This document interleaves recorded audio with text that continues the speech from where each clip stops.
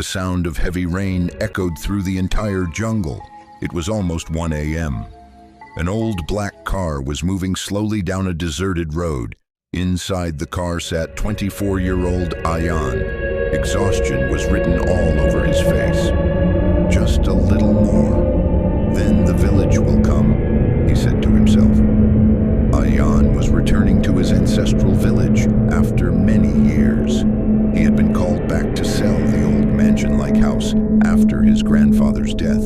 The villagers had already warned him, "Don't spend the night in that Haveli." But Ayaan didn't believe in such things. A little while later, his car stopped in front of an old iron gate. The gate was half broken. On the rusted nameplate above, it read, "Khan Haveli." Ayaan opened the gate. As soon as he stepped inside, a gust of cold wind slammed into his face. The entire house was drowned in darkness. He turned on his phone's flashlight and stepped inside. Dust covered everything inside the house. Old photos hung on the walls, but Ayaan froze when he saw one photo. The photo showed his family, but in the window behind them, a strange woman was standing. White clothes, long hair, and black eyes. Ayaan panicked. Must be a camera effect. He tried to convince himself. Just then, the sound of something falling came from upstairs. Scared, Ayaan started climbing the stairs. Once upstairs, he saw that an old chair had fallen on the floor, but no one was there. Suddenly, a faint whisper came from behind. "Go back." Ayaan spun around quickly. No one.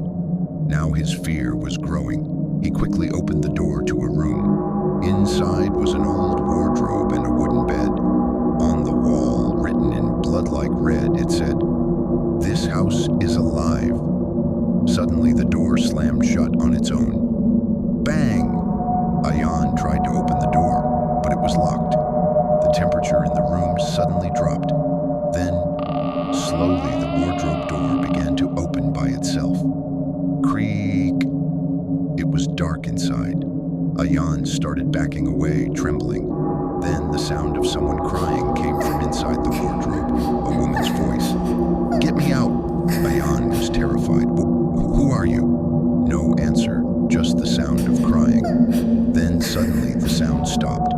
The entire room went silent, and the next moment, a woman stepped out from inside the wardrobe. Her face was completely burned. Her eyes were black. Her feet were backwards. Ayaan screamed. He ran toward the door immediately. This time, the door opened. He ran down the stairs, but when he reached the bottom, his heart stopped. The entire house had changed. Blood was splattered across the walls. Dirty water was flowing across the floor. And in all the family pictures, the people's faces were missing. Then that same woman's voice came from behind. "Your grandfather killed us." Ayaan slowly turned around. Now it wasn't just one woman there. Behind her stood many shadows, small children, old people, and blood-soaked faces. Ayaan started trembling. "I didn't do anything." Then the shadow of an old man stepped forward. "But your blood belongs to that same family."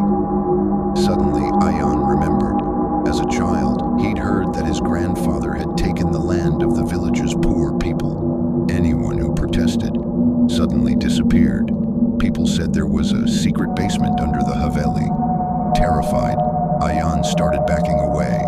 Then the floor opened up by itself. Below was a dark basement, and the stench of rotting corpses was coming from it. Ayaan fell down. He turned on his torch and screamed. Dozens of skeletons lay in the basement. Names were written on the walls, and when he saw the last name, he lost his mind. "Ayaan Khan," someone whispered softly behind him. "We've been waiting for you." Ayaan started to run, but the basement door shut on its own. Darkness all around, only whispering voices. "Stay here. With us." Suddenly his torch went out. Now there was only black silence. The next morning, the villagers saw Ayaan's car parked outside the Haveli. The door was open, but Ayaan was never found. Even today, people say, if you go near that Haveli at night, you can hear a boy's voice from inside. Get me out of here.